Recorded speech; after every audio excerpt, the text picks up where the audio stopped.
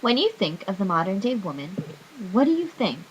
Some of the words that come up are strong, independent, hardworking, nurturing, and intelligent. It wasn't always like this, though. Thanks to authors and playwrights like William Shakespeare, certain stereotypes about both men and women exist. But we've moved on, grown strong, gotten past that part of history, right? Well, not quite.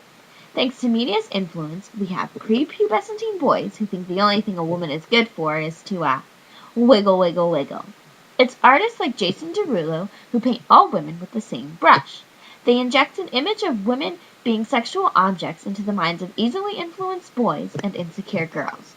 I know what you're thinking. Boys are stereotyped too. Absolutely. It's movies like Magic Mike that do the same. Just as women experience being sexualized by media, men also fall into the cracks of these stereotypes. It's mushy movies like Sleeping Beauty and Snow White that display men as these beefy, muscular guys who will always swoop in and save the beautiful. But sadly, not every woman is a princess, just like not every man is Channing Tatum. In William Shakespeare's play Hamlet, one of the predominant themes that is shown throughout is gender. Specifically, the stereotypes that are associated with both males and females. We see this throughout almost all the characters in Hamlet. The two characters that display this theme the most are Polonius and King Hamlet. Although their intentions may be pure, the meanings behind their words and actions create stereotypes within the state of Denmark. Our first example is an interaction between Polonius and Ophelia, where Polonius says, "Set your entreatments at a higher rate than a command to parley."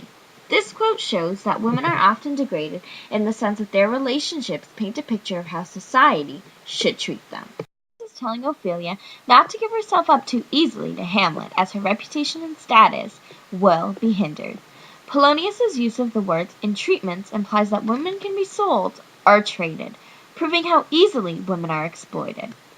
In modern terms, which may or may not be completely inappropriate to say in front of class, men are identified by what they've done. Women are identified by who they've done.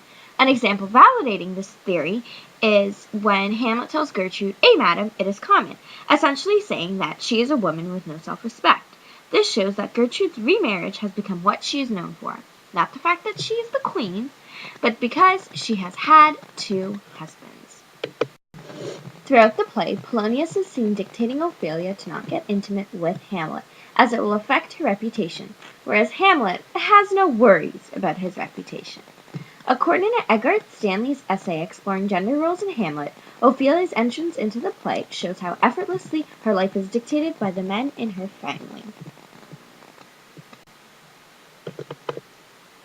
From the outset, Laertes and Polonius treat Ophelia's private matters as if they were issues of familial importance.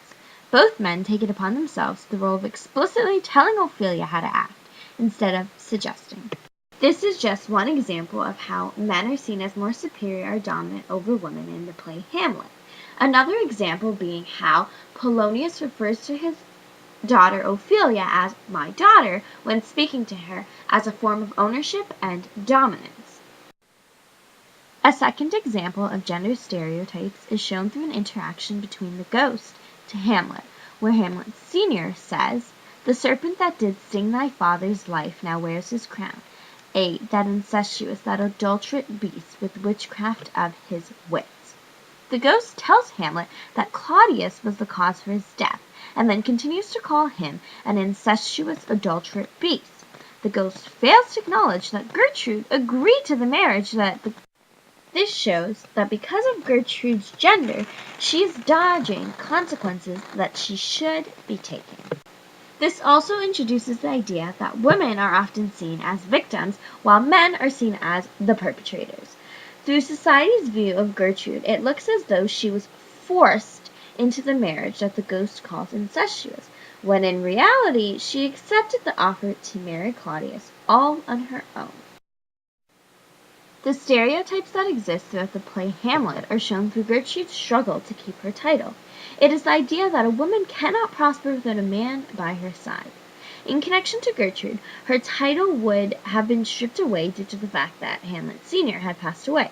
This brings up the conspiracy that Gertrude did not marry for love, but rather for royalty, therefore suggesting that the key to success is a man by your side. This ancient idea isn't as ancient as we thought. It is reflected in modern society through media.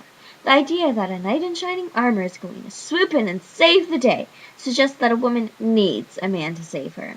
I'm sure Rapunzel could have found her way out without the help of any man, if she had faith in herself. So, that just about wraps up everything we wanted to say. Thank you for listening, and I hope you enjoyed it.